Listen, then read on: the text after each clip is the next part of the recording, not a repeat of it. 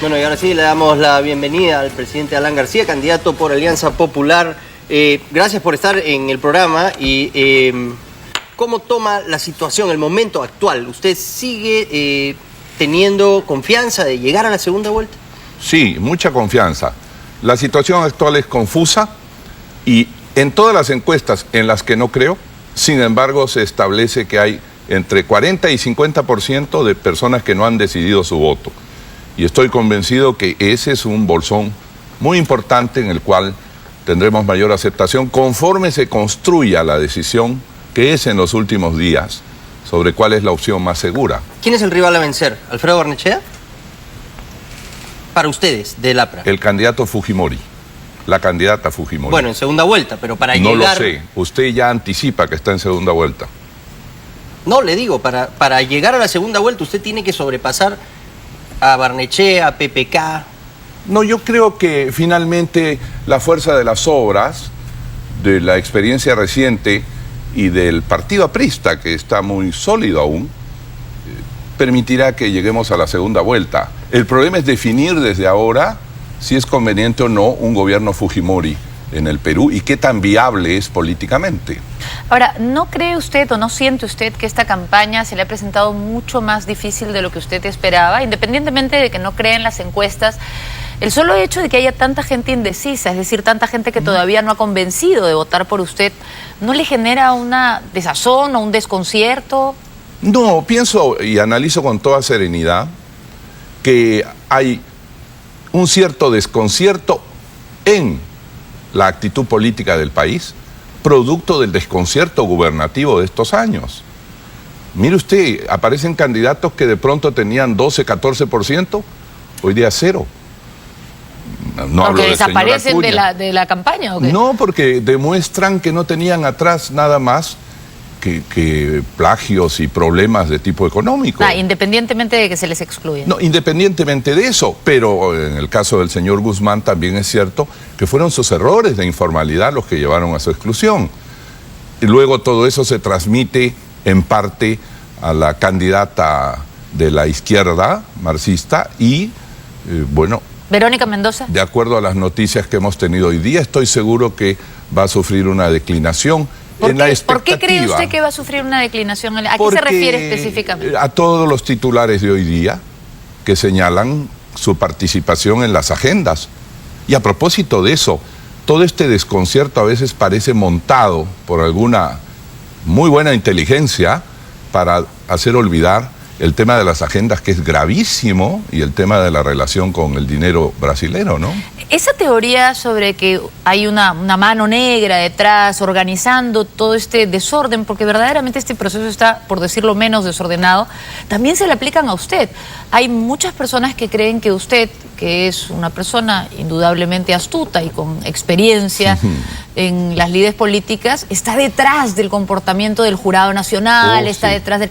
¿Qué dice? Y detrás de Humala. Está detrás de todo. Detrás de lo que hace Fujimori, etcétera. No, yo pienso que eso específicamente es simplemente en la versión, una leyenda, ¿no? En la versión del caso de Julio Guzmán, sí han habido muchas versiones de que el APRA estuvo ahí detrás. ¿Qué responde usted a eso? Creo que no, porque no compartíamos el electorado. Más le convenía, bueno, eso es evidente, al profesor Kuczynski eso, ¿no? Que a nosotros, de manera que complete su razonamiento. No, yo soy un convencido de que son la fuerza de las propuestas de las que no se habla frecuentemente en los programas, las que hacen a un candidato volverse más atractivo en el momento necesario, que es el momento del voto. ¿No siente usted entonces que este afán por encontrar una cara nueva, que al parecer es lo que habría impulsado el voto de Guzmán en el momento en que comenzó a crecer, lo estaría perjudicando a usted? No creo. En todas las elecciones se busca una cara nueva. Esa es una tendencia natural. A ver, yo tengo 4 años de activa contracampaña desde Palacio y desde el Parlamento. 1. En segundo lugar, la tendencia natural de los electores es buscar una cara nueva, hasta el momento que descubren que la cara nueva puede que no tenga nada detrás y vuelven a lo que les dé más confianza y seguridad.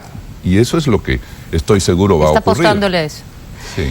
¿Qué piensa del caso de Alfredo Barnechea, por ejemplo, que en realidad no es una cara nueva en política, es una persona que ha transitado por varias experiencias políticas, incluida por el partido aprista. Él fue diputado de vuestro partido. Él se aleja, supuestamente, usted me lo dirá ahora, por la estatización de la banca en su primer gobierno, y usted lo debe conocer bastante bien. ¿Qué opina de este candidato que ahora aparece con fuerza en Acción Popular? Usted ha dicho que él en el APRA no tuvo éxito y por eso se fue a Acción Popular. Pero él, cuando le han preguntado por sus aspiraciones en el 2011 a postular por el partido, con mucho desdeño habló de Velázquez Quequén, dijo como, bueno, que no estaba muy interesado en el partido. Siempre habla con mucho desdén de las personas del pueblo, ¿no? Según hemos visto en episodios como El Sombrero y El Poncho. Pero casi de casualidad me acompaña ahora el canciller García Belaúnde. Y él en su momento podrá negar o afirmar que el señor Barnechea el año 2010 me pidió directamente ser candidato del Partido Aprista Peruano y fue al aula magna a presentarse. Pero son episodios de la vida política del señor Barnechea y pienso que nuestra audiencia tiene derecho a escuchar propuestas, ¿no? Vamos a las propuestas. Vamos a pasar a las propuestas y queremos ver cómo enfrentará algunos de los problemas que tiene nuestro país por delante. Usted ha dicho en varias ocasiones que lo que quiere es, entre otras cosas, retomar el rumbo de crecimiento económico que ha caído en los últimos años.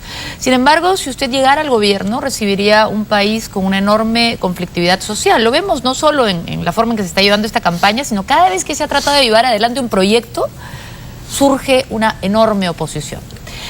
En su último gobierno, usted enfrentó una tremenda conflictividad social.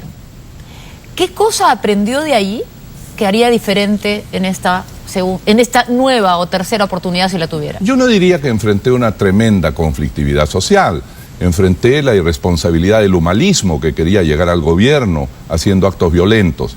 Pero no fue tremendo. ¿Lo atribuye al humanismo? Los conflictos sociales que hubo en su gobierno. Creo que no hay que ser Baguazo, Moqueguazo, Espinar, no, todo eso. Pero ponga en el otro lado de la balanza que mi gobierno se hizo el contrato de las Bambas y se alcanzó el acuerdo con toda la población del contrato más grande, 6.000 millones de dólares para esta mina de las Bambas. Igualmente Toromocho, la ampliación de Cerro Verde 2, la ampliación de Sauder en el sur, de manera que se condujo bien lo fundamental, que es lo que le ha permitido vivir por inversión a este gobierno. Es cierto que vamos a enfrentar un problema de conflictividad y déficit, que es lo que está dejando este gobierno con bajo crecimiento. Pero mire, el problema no es solamente los proyectos mineros. Yo declararé en emergencia el agro para alargar el plazo de pago de la deuda agraria y bajar los intereses que se fueron muy arriba con el Banco Agrario. Y necesitamos apoyar en tecnología de riego y bajar los costos de los fertilizantes, de las semillas que compran. Con eso solamente, usted el año 2017 tendrá un florecimiento de la agricultura muy importante. Necesitamos responder a ciertos temas de conflictividad, terminar con esa ley Servir que se ha vuelto una espada de Damocles frente a la estabilidad de los trabajadores del Estado y de su capacidad de negociación colectiva. Por favor, no pase a ese tema que también lo tenemos previsto. Gracias. Quedémonos un momento más en cómo va a enfrentar.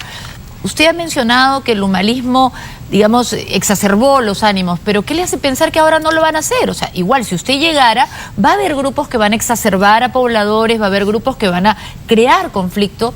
Y hay problemas en nuestro país. Le estoy respondiendo. Entonces, concentrándonos en eso, aparte de lo del agro, por ejemplo, ¿va a respetar el tema de la consulta previa? ¿Cómo va a manejar eso? Pero la consulta previa es un hecho, hay una ley, hay una legislación internacional que el Perú aceptó, no nos hemos alejado de eso. El problema es saber convencer a las poblaciones. Parte de eso es el canon comunal. Gran parte de la oposición de la población es que ve que el Estado cobra impuestos, la empresa minera se lleva sus ganancias y el comunero no recibe nada, sigue siendo tan pobre como antes encima de las minas. El canon comunal es la distribución de recursos directamente para obras, camiones, educación de los hijos, pequeñas represas que tanto se necesitan. Necesitamos orientarnos a la población, a los mototaxistas con seguro de salud y jubilación, a las comunidades campesinas con canon comunal, a los jubilados mejorando sus pensiones. Presidente, es el momento pero de hacerlo. En su primer gobierno, en este reporte, por ejemplo, que tengo de la Defensoría del Pueblo del 2012, el pico de conflictos sociales se da en su gobierno, en el 2009. 288 conflictos sociales hubo, es lo más alto que ha habido en la historia de nuestro país. Bueno, perdone algo. Diseminó en 24 regiones para el 2010. Oiga. Es decir, en su segundo gobierno hubo muchísimos conflictos sociales. Eso, ¿por qué no lo manejaron de esta forma? ¿Por qué no aplicaron lo del canon comunal? ¿Por qué no resolvieron? ¿Por qué no comunicaron esto? Bueno, vamos que a usted hacerlo propone ahora, primero. Pero ¿qué pasó? ¿Qué falló en su primer gobierno? Porque parece que también le dejaron una bomba de tiempo. No es que falló, mi amigo. Somos un movimiento y un gobierno democrático que deja actuar las cosas. Ese informe seguramente parece que los gobiernos del señor Toledo y el mío tuvieron más conflictos sociales. Porque no éramos una dictadura que matara dirigentes sociales. No, en el 2004 habían apenas 47. No creo. Perdóneme decirle, durante los 10 años de la dictadura se aplastó el país. Se expulsó 300.000 trabajadores de la administración pública y no pudieron decir nada, porque había una dictadura militar que compraba medios, etcétera. Entonces, no podemos hacer esas comparaciones tan fácilmente. El hecho de que exista reclamos a los que usted llama conflictos es absolutamente justo y necesario. El tema es saber tratar con ellos. Pero como le he demostrado con las 4 más grandes inversiones mineras que se han ejecutado durante el gobierno de Humala, supimos impulsar las cosas. Sabremos impulsarlas con procedimientos, como usted ha dicho, el canon comunal, y evitando que exploten temas en la administración pública con Servir y con el CAS, en todo el transporte menor que no tiene ningún derecho. Es necesario que la regionalización funcione. Usted sabe mucho de este tema porque desde su primer gobierno, y bueno, desde Belaúnde y antes, Belaúnde no había hecho nada de descentralización. Bueno, pero desde la Constitución del 79, ahí aparecen los primeros vestigios de la regionalización como tal, pero efectivamente usted trató de hacer las regiones más amplias, no se hizo. Ahora son los departamentos llamados regiones. Eso no es propiamente algo que haya funcionado, pero no se canalizan los dineros del Estado a hacer obras donde están los proyectos mineros. ¿Cómo podemos lograr que esto se haga como tal, al margen del canon minero del canon comunal que usted propone? Por 2 caminos. Según la Constitución existe la subsidiariedad. Lo que hace el municipio o lo que puede hacer el municipio no lo hace la región ni el gobierno central. Sin embargo, yo soy un convencido que al revés también debe ponerse en la Constitución. Si el municipio no hace o cae en el caos y el desorden, el gobierno central, el ministerio, tiene que hacer el hospital, bueno, tiene que terminar la Constitución la del 79 y la retiraron en el 93. Sí. Ese es uno de los cambios que propongo para mejorar la descentralización. Y en segundo lugar, hacer que el dinero llegue directamente a las organizaciones sociales. Si usted el dinero lo envía a los funcionarios del gobierno regional y de allí a los funcionarios del municipio provincial, jamás llegará a los más humildes. Y allí es donde está la pobreza que no hemos podido derrotar. Pero no saben qué hacer con los recursos, no saben cómo aplicarlos para proyectos que realmente sirvan, sobre todo en los espacios donde están los proyectos mineros. De acuerdo, pero el campesino comunero sí sabe qué canales debe revestir, sí sabe dónde levantar los labios de la cocha, de la laguna para reservar más agua, sí sabe qué tractor comprar para poder usarlo. No es un... definitivamente existe un conocimiento ancestral respetable en una persona que desarrolla una actividad por mucho tiempo y que además probablemente la ha heredado de sus padres. Pero ¿no es un poco demagógico decir que sí sabe cuando en realidad sabemos que se necesita mucha tecnología, se necesita darle más bien a nuestros campesinos herramientas modernas por las cosas que no saben, sin despreciar lo que ya saben, pero ¿no es un poco demagógico este discurso de sí saben? ¿No habría que hacer algo más? Permítame defender al pueblo y a los campesinos que saben más que nosotros. No, yo no estoy atacando al pueblo y no digo que yo sepa más. Saben más que nosotros. Por supuesto que saben más que nosotros, pero también necesitan una mayor educación en el sentido de los avances técnicos que hay y no solo que se les dé dinero. No, ¿Qué cosa va a hacer en ese sentido? En el sentido de una mayor capacitación. No es tan simple, Sol, no es tan simple. A una comunidad se le entrega su canon comunal de acuerdo al proyecto de revestimiento de canal que quiere hacer. Un canal sin revestir pierde la mitad de agua, para comenzar. Solo revistiendo encementando el canal ganarían la mitad de agua más, duplicarían el agua. Uno. En segundo lugar, ellos conocen exactamente qué tipo de semillas necesitan. Lo que pasa es que no tienen recursos. Y jamás se los dará la burocracia del municipio o del gobierno regional, salvo a cambio de votos. Y lo que tenemos que hacer es entregarles a ellos. Ellos no se van a robar a sí mismos. ¿Ah? Reitero mi pregunta, creo que no me ha comprendido bien. Esto no es ni despreciar a nadie, ni pretender saber yo de un tema que no sé, que es agricultura. Pero lo que sí sé es que en este mundo cada vez existen mejores tecnologías. Y lo que sabemos, tanto usted como yo, es que el campesino peruano no necesariamente conoce todas esas tecnologías. Entonces reitero mi pregunta, además de dar dinero, ¿cómo va a hacer para que llegue al interior de nuestro país el conocimiento para aprovechar mejor los avances que existen en el mundo? Muy bien. Además de dar dinero y canon comunal, obviamente el Ministerio de Agricultura tiene que hacer lo que no está haciendo. Primero, estimular la tecnología de riego por gravedad y aspersión, que sería una revolución donde puedan ellos reservar más agua, que lo van a hacer porque conocen mejor que nosotros cada una de las 12.000 lagunas que hay en el Perú, en el área andina. En segundo lugar, el ministerio tiene que certificar adecuadamente las semillas y los fertilizantes que ellos compran. Y en lo posible, terminar de bajar a cero los aranceles de semillas, fertilizantes o bajar los impuestos que se están pagando. Necesitamos estimular y un vuelco social agrario. Del Ande, o sea, ¿usted cree en las costumbres de estos campesinos, de esta gente que vive en... No, creo que ellos saben cultivar y saben escoger mejor sus semillas que nosotros. ¿Ah? Pero entonces, ¿por qué usted una vez calificó ya sabemos dónde vamos. Sus costumbres no. como panteístas, los cerros y los apus como cosas que, digamos, están mal? No, creo que eso es totalmente sacado de contexto. Se lo leo literalmente. Lo que yo no dije... toques ese cerro porque es un apu, ahí existe un espíritu milenario, eso es volver un animismo primitivo. El otro día estuve en el Cusco y había una gran discusión sobre Coyurriti, porque habían hecho una concesión minera sobre el área que corresponde. Pésimo. A mí me parece absurdo porque ese es reconocido por todos los cusqueños y por todo el país como un área ritual. Pero entonces, ¿por qué tuvo que decir estas cosas sobre las creencias sagradas de la gente que cree en los apus? No necesariamente creencia sagrada. Se utiliza muchas veces eso para oponerse a cualquier cosa. Si está reconocido por el Ministerio de Cultura y por el saber ancestral de todos que algo corresponde a ideas fundamentales y religiosas, de acuerdo.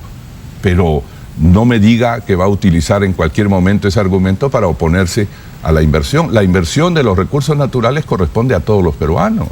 Cambiemos el tema que usted mencionó hace un momento, el tema de servir CAS. En general, lo que se refiere a la contratación del Estado. Usted tiene toda una propuesta, pero algunos podrían estar preocupados respecto a los costos de esta propuesta. ¿Y qué significaría exactamente? ¿Puede explicarla? Sí. Primero, quitar de la cabeza de los empleados públicos la espada de Damocles de la pérdida de estabilidad en cualquier momento por factores tecnológicos, por insuficiencia de conocimientos que el jefe inmediato determina y chau, se acabó el empleo.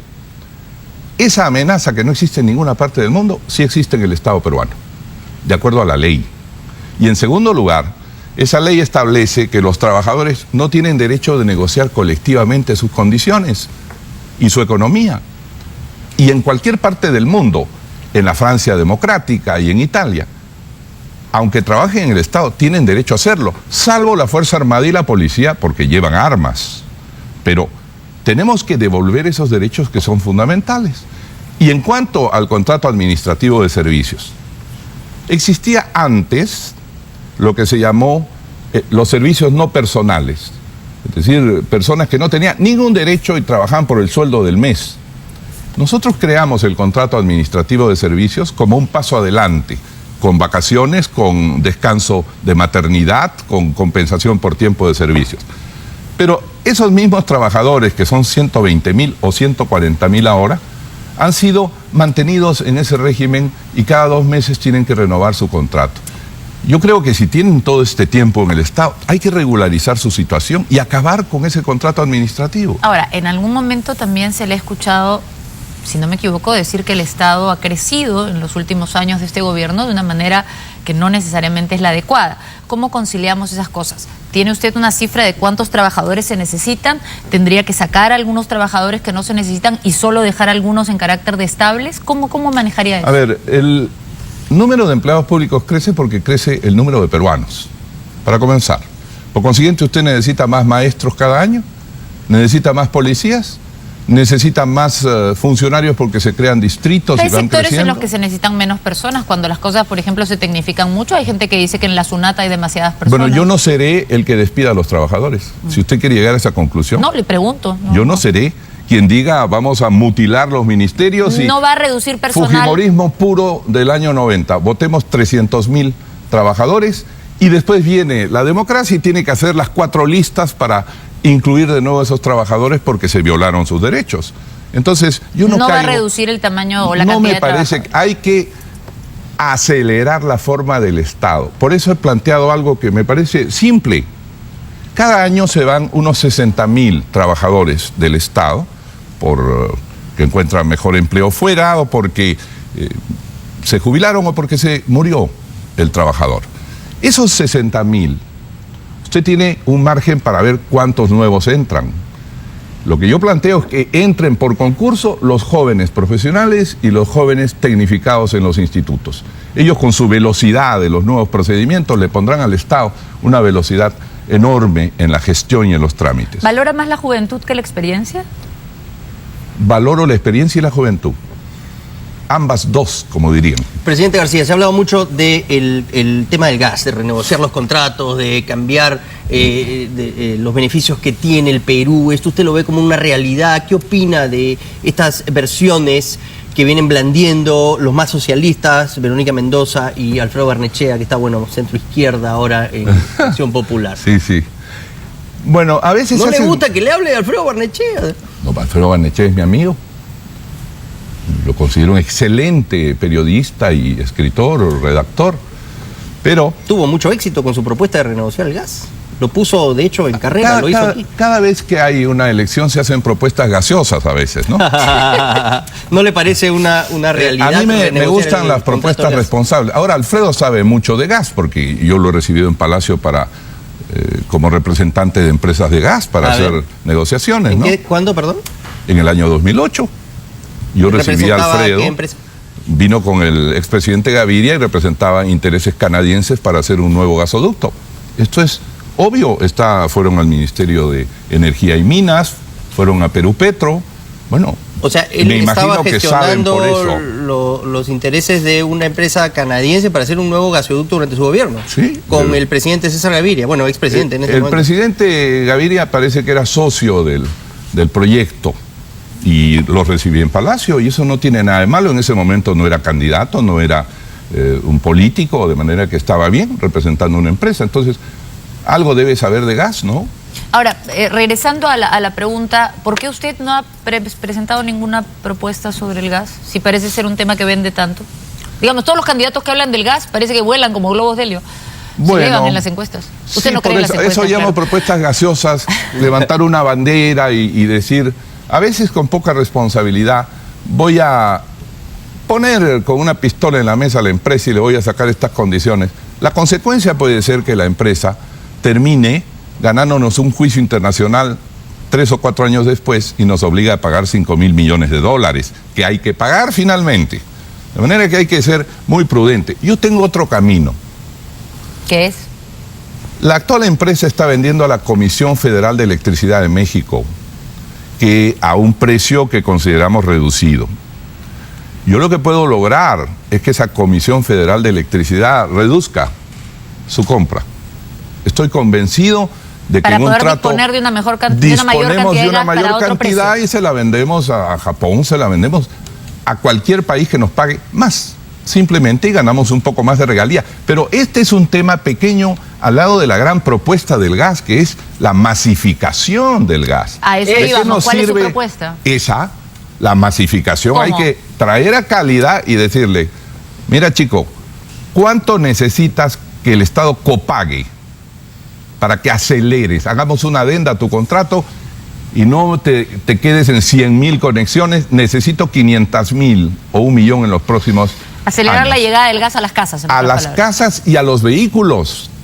Si somos dueños de un gas baratísimo, Y porque está aquí, no lo usamos. y no lo usamos, empezamos, y está el contrato que hicimos con Cálida, Pero no es terminó de conectar, insuficiente. Cálida, No, sí, se sí, quedó hay, ahí nomás. hay decenas de ¿Qué pasó? miles de viviendas conectadas. Nada más siguen haciendo Por los favor, huecos por continúan todo Lima. trabajando. Pero Pero ahí es donde tiene que entrar el Estado y decir, yo voy a, porque le conviene al Estado mismo, ¿cuánto necesitas para hacer 10 veces más conexiones? Eso es la revolución del gas en el Perú. Lo otro es una discusión con una empresa que se puede sostener. Usted sabe que el Código Civil, en su artículo 1442, establece que cuando un contrato deviene, se vuelve muy oneroso Para en una de las contra de partes, una sí. parte, tenemos el derecho de pedir negociación sin pelearnos. Se puede hacer, Sí, se puede pero hacer, por el supuesto, fondo de lo que le interesa a la gente, así como se interesó por el balón de 12 soles, no se olviden, propuestas gaseosas, cada vez que hay una elección aparece alguien con un balón de 12 soles y ahora el gas vale muchísimo más que al comienzo del gobierno del señor Humala. Hay que tener cuidado y temor de esas propuestas. Lo que necesitamos es que la empresa ponga más viviendas y ponga más vehículos con gas. Esto es lo que queremos. Tenemos que hacerle una última pregunta Uy. que tiene que ver con la corrupción. La corrupción es un problema que es visto por los peruanos como una cosa grave. Ha sido superada por la inseguridad, pero de todos modos a los peruanos les molesta la corrupción. Y lamentablemente la identificación de su último gobierno en la memoria, la percepción, como le dicen, Claro. más allá de los hechos, lo vincula a este tema, a este tema desagradable. Y hay la imagen de que usted no puede luchar contra la corrupción porque el Poder Judicial, que está muy corrupto, tiene mucha influencia priista, que los organismos cada vez que fallan mal, como pasa ahora con el Jurado Nacional de Elecciones, la gente dice, es porque ahí hay una prista. Entonces, hay esta percepción Sí. de que el aprismo está vinculado a la corrupción. ¿Cómo va a luchar contra Bueno, eso? primero, yo no entiendo cómo un partido que casi ha desaparecido en las encuestas tiene tanta influencia en el jurado, en el Ahora sí Tribunal cree en las Constitucional. No, es lo que no entiendo, porque de un lado usted me dice, ya no están en la encuesta, y de otro No, yo lado no me le he dice, dicho que tiene no una enorme influencia en todo, hasta Yo en no el le he dicho que ejército no y la esté en la encuesta, policía. yo sí creo en las hay encuestas. que conciliar esas ideas contradictorias, primero. Ahora, es muy fácil cuando uno tiene el poder y está pensando en la reelección conyugal, vengarse del que detuvo la reelección conyugal diciendo, ahora te voy a clavar la banderilla de los narcoindultos. Y lo voy a repetir 4 años todos los días, en todos los medios y en el Congreso. Claro, eso alimenta la percepción, pero al final todo queda reducido en un tema de un funcionario, porque a mí nadie me ha llamado corrupto. Nadie me ha encontrado ni una casa en Casuarinas, ni fondos en otros países, ni narcoagendas, como estamos viendo a montones, ni 1.700 millones de dólares en un gobierno. Lo que me hace gracia es que puesto en la balanza el señor Chinguel y los tíos, los ministros, los generales de los 1.700 millones robados en la década de los 90, de dólares, de los que se han recuperado 500, haya gente que se olvide tan fácilmente. Pero ¿no reconoce usted que en la percepción de un poder judicial, que no es precisamente un poder judicial ejemplar, también ha contribuido el hecho de que tantas personas vinculadas al gobierno hayan salido al final libres o con procesos que prescriben o con procesos en los cuales las pruebas son invalidadas y que al final no hay pues sentencias en las cuales uno vea una investigación coherente que diga esta persona es inocente o esta persona es culpable? O sea, más allá de los narcoindultos de los cuales usted ya habló y por eso no los volvemos a tocar, usted lo ha hablado con Anuska Buenaluque y ya sabemos cuál es su opinión, está toda esta percepción de un poder judicial que favorece causas apristas. Por favor, no sea usted injusta. Ha favorecido a personas vinculadas antes a este canal. ¿Lo de los petroaudios? Ha favorecido a gente. ¿Lo de los petroaudios? Ha favorecido. Bueno, pero por favor, ¿creemos o no creemos en el Poder Judicial al final después de 4 años de investigación? ¿Usted no cree? Mi obligación como ciudadano democrático es creer y no seguir vendiendo que todo está podrido. Ok. Porque hay mucha gente que se presenta como santa y no es tan inmaculada, ¿no? Bueno, muchas gracias por haber estado aquí esta noche en el programa. Esperemos no sea la última vez que nos visita. Según parece, me invitarán dentro de 5 años. ¿Quiere... Salvo que Vamos a usted ver. llegue a la presidencia y tendremos que invitarlo aquí para inaugurar No, su nos gobierno. veremos en la segunda vuelta. En la Vamos a ver. segunda vuelta. Solamente le digo. Nos preguntan, también hay que hacerle caso a las redes. a las redes y estas cosas. Allá. Si tiene algo que decir sobre un comentario poco feliz que tuvo la congresista Luciana León respecto a las mujeres que habían sido violadas. Bueno, creo que... ¿Cómo fue exactamente? No voy a repetir el comentario. Usted Sí, dijo que Que la alternativa para el aborto era hacer el un lavado, lavado vaginal. Sí. Bueno, creo que está mal informada mi compañera y que eso forma parte de la cultura del siglo XIX. ¿Ah? Hoy existe la píldora del día siguiente. También habló de la píldora. Yo estoy en contra del aborto, pero soy favorable a la píldora del día siguiente, que es 100% efectiva. Y en eso tengo un poco mi lejanía con el Vaticano y con la Iglesia, pero respeto, soy antiabortista, pero creo en la píldora del día siguiente. Por favor, no en el lavado vaginal. Usted lo que hace es lavado cerebral a los electores. ¿Y usted le quiere poner la píldora del día siguiente? Bueno, muchas gracias por haber estado aquí esta noche. Gracias Ha sido a ustedes, presidente muchas Alan gracias, muy García. amables. Esperemos que no sea la última vez que nos visita aquí en Cuarto A Poder. su disposición. Muchas El próximo gracias. domingo. Hacemos una pausa y volvemos con más. Esto es Cuarto Poder.